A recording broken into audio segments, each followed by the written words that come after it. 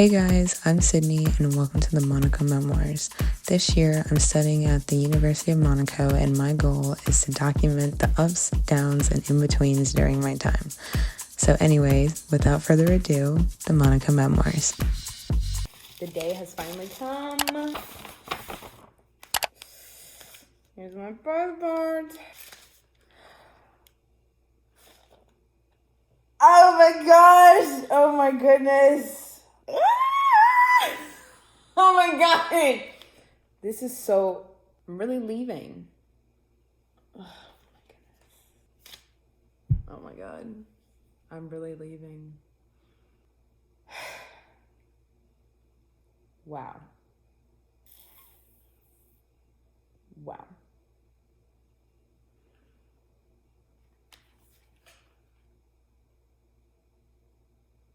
Wow.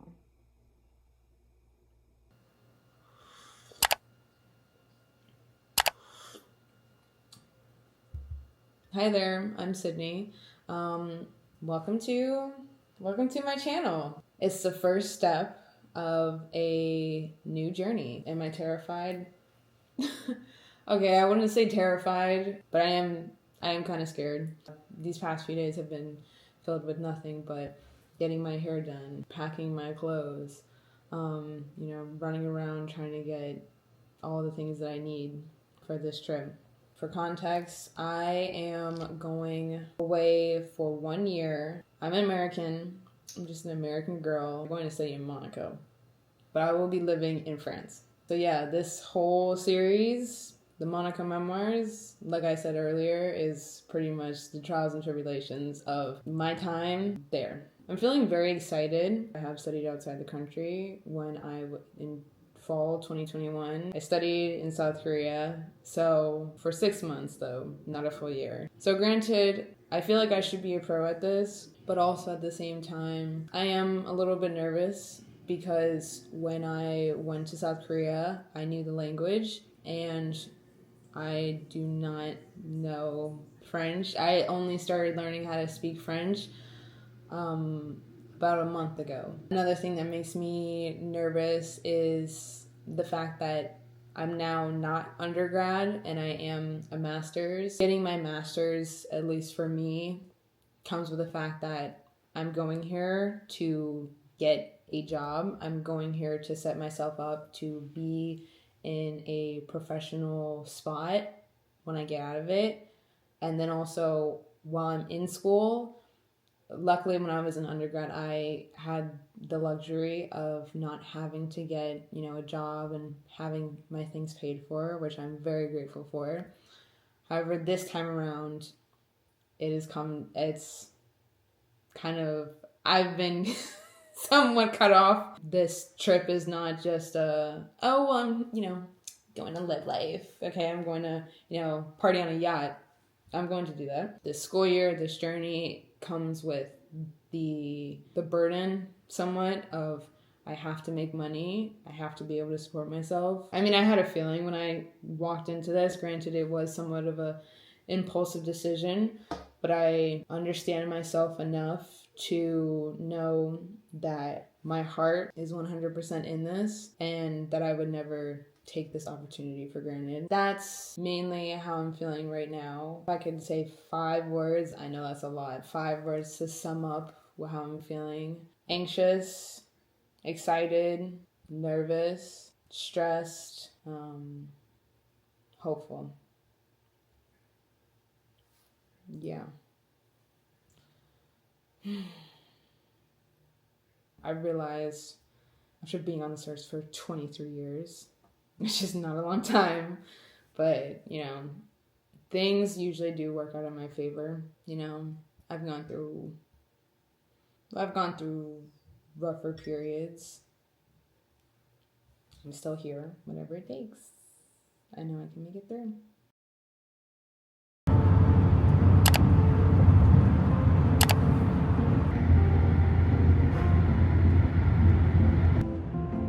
Here's the part where our story really starts. Me in the car on the way to the airport with 50,000 questions running through my mind. How's my trip gonna be? Am I going to be able to understand everything, even if it's in French? Is there going to be anyone who speaks English? Am I going to be able to support myself once I get to France? Did I make sure I packed everything? Am I going to be able to keep up with my studies? Luckily, the car trip to the airport was not too long, so I didn't have time to dwell on these thoughts, but unfortunately, they still remained unanswered in my head.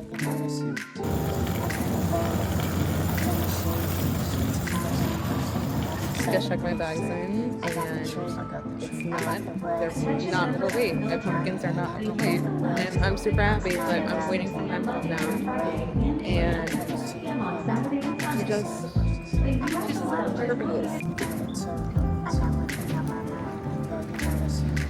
really just went through security.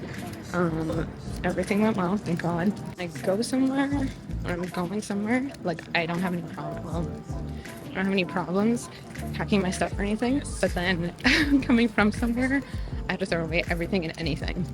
It's terrible. I wanted to go to the lounge, but I don't think the lounge is open, not in DC. And I also don't think it's open in Philadelphia or in Paris. I'm not sure. I hope it is, but whatever.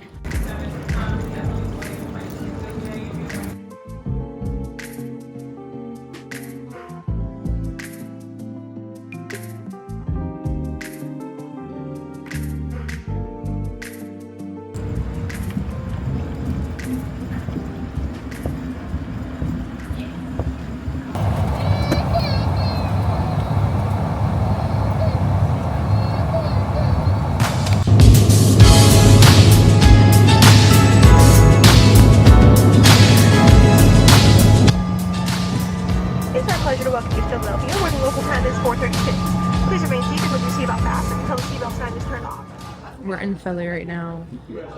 My plane boards in less than 40 minutes. No, just kidding. And like it boards at 6:50, so it's 5:16 right now. So it boards in like an hour and some change. Baking in this coat. But I did meet somebody not on the plane, literally after I got off the plane. Her name is Laura, this older woman, super sweet, has the cutest luggage ever. It's pink and it has literally her initial on it. She has a baby pink like carry-on bag. So fantastic. I'm supposed to arrive in France like 8 in the morning. I don't know how it's gonna. I feel like it's going to go pretty fast. I know this is so off topic, but I just got a direct message on like I have the Ring app, and apparently there's an escaped inmate from the hospital.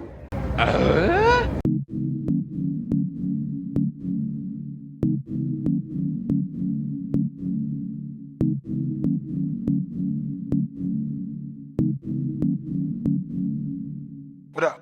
Owe me back like you owe your tax. Owe me back like you owe your tax. Owe me back like you owe your tax. Owe me back like you owe your tax. Owe me back like you owe your tax. Owe me back like you owe your tax. Owe me back like you owe your tax. Owe me back like you owe your tax. Owe me back like you owe your tax. Owe me back like you owe your tax. Owe me back like you owe your tax. Owe me back like you owe your tax. Owe me back like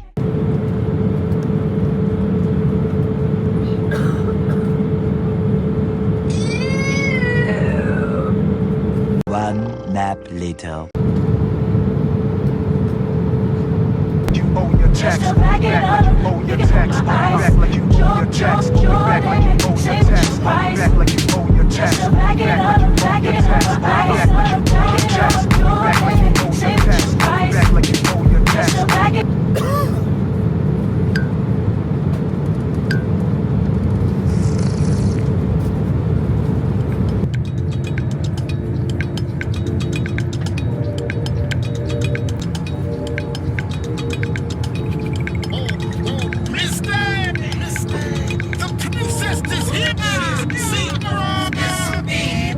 Automatic, supersonic,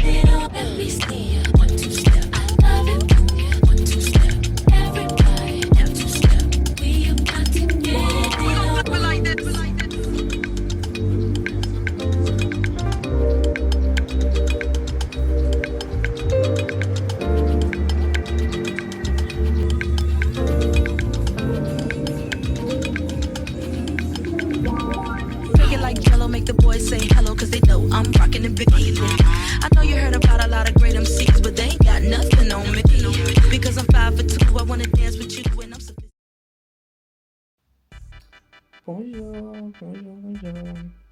Literally, the last time you saw me, I was in a car on my way to my apartment. I'm here now, as you can see. It's 9 right now. My roommates, for the most part, are still asleep. One is up. It was so chaotic yesterday, like, unbelievable. Like, after I got into Charles de Gaulle, my energy level depleted. There are no shots of me while I'm sitting in the airport waiting for, like, the domestic flight from Paris to Nice. Is because I was so sleep deprived. Like, I was so tired. Like, I could start smelling colors. Like, that's how tired I was. It was just terrible. But let's, like, catch up to speed, okay? Last time you really saw my face, I was on the plane ride from Philly to Paris.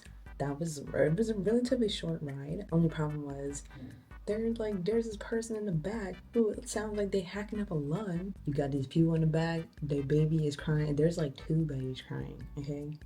Of course they had to be in my section. Like, the only saving grace of that entire trip was the fact that I had an entire road to myself so I could lay out. Goodness gracious, you had the people coughing in it, like hacking up a lung, and then you had these babies who are just crying every 5 minutes. It's hell. It is hell. And I'm just like, I'm falling asleep, but then I have to wake up because also I'm high-key paranoid because I'm just like, I don't want to miss the snack cart. Then fast forward, we go to Charles de Gaulle. We get in, check-in is easy, have no issues with my passport, unlike when I went to South Korea. Actually, with that, that's a whole nother story for another day. Get off the plane, go to customs, go past the baggage claim, and then walk. I see the helpers, luckily, thank God, the helpers in Charles de Gaulle Airport, and they also speak English, thank God. I'm asking them, oh, I have a connecting flight with Air France. I just got up American. Do I need to go pick up my bag? And they're just like, no, it's fine. You can just go. I'm thinking it's going to connect. It's going to be fine. That my baggage is going to go to the next thing. Yeah, no. So then I get all the way to Air France, which is meanwhile on the other side of the terminal. So I get all the way to Air France. Then I found out, I was like, oh, no, you need to go back. You need to go get your baggage, like your bags and everything, because this is a new flight and you didn't check in with us. So you have to go get your things. And I'm just like, I gotta go back through all the way to where I got dropped off, where the plane dropped us off for the baggage carousel. Meanwhile, on the other side of the terminal, I also cannot get to the baggage claim because when you walk through those doors going to, like, after the baggage carousel, you walk through those doors and it's like a door of no return pretty much. So unless you have like special access, luckily I found another red coat or red vest person who could help me, and we went through a secret passageway low-key to go to like baggage finding or baggage, claiming, I don't know. But I got my two pumpkins. Then I had to put them on a little cart, truck them all the way through the airport. I check in my pumpkins, and then I'm on my way to TSA, which I thought I didn't have to do TSA. Then to come find out, one of my bags, my carry-on bag, is too heavy, so then I gotta go check that in. And then finally, I was able to go through TSA. But then when I went to TSA, I had to take out TSA in Europe is so not like in the United States. In the United States, all I gotta do is just take out my computer, my iPad, take out my jacket, and then take off my shoes, and that's it. Here, I gotta take out every single liquid I got. Okay, I gotta take out everything I had to take out. Okay, and hilarious self, I forgot to take out my iPad. So then they take my bag and they gotta go search it. There's nothing there, okay? I promise you, there ain't nothing there. I'm not hiding no drugs. There's some vitamins, okay? Anyway, so then that took like extra time. Thank God my flight, the layover time was about 5 hours, so luckily I had some time. I saw a duty-free store with all the, luxury stuff, and I was like, oh, let me pop it. But then I realized also I'm carrying my big old bag without my rolly carry-on thing to make it easier to move around. And I was just like, hell no. I'm going down to my seat. I'm plopping down and I'm not moving. Yeah, so then I get on a plane, then I make it to Nice. I make it to Nice unscathed, but then I have to, I had to pick up the keys from my landlord, and she doesn't live near my apartment.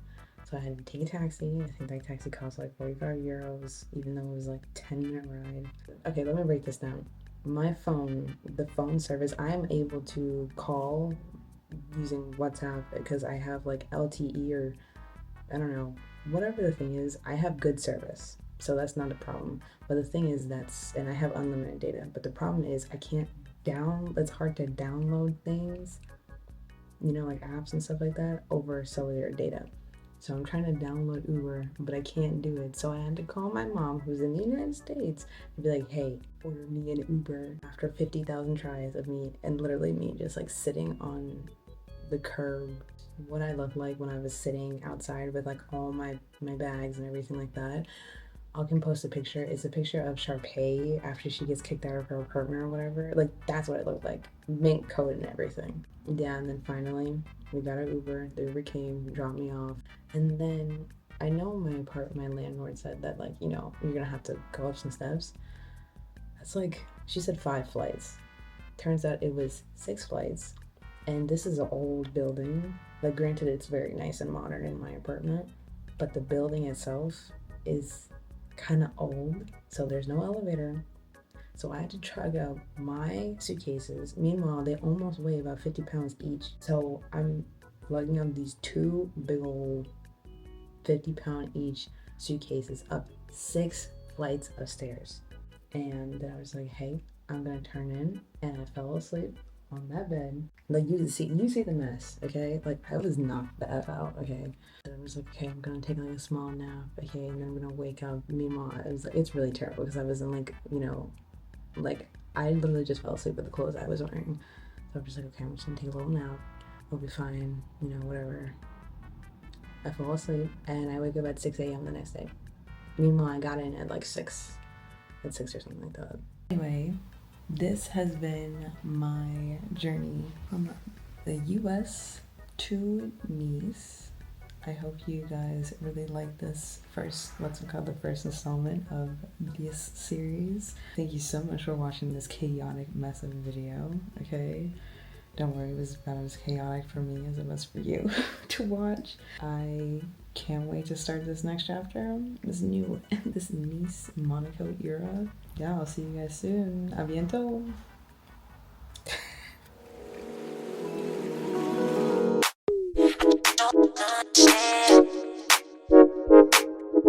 Don't